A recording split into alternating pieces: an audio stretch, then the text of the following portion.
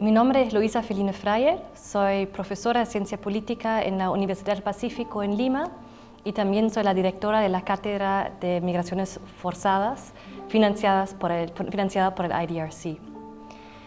If I think about why and how I came to the topic of forced migration, I think it is a very personal story and it has a lot to do with my own childhood.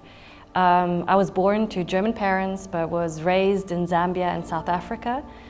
Then moved back to Germany for a couple of years before starting to traveling and then later working and living in Latin America at the age 17. So although this was always a very privileged migration, it was difficult. It was emotionally difficult. It was hard to start over again. It was hard to find new friends various times in my childhood and then also during my years as an adult.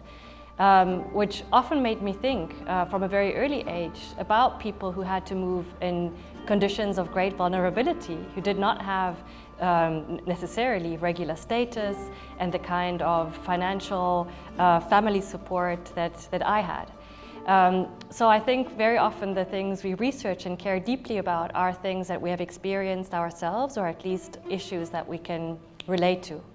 I came across a topic that really caught my attention while living in Argentina, and that was the topic of African migration towards Latin America.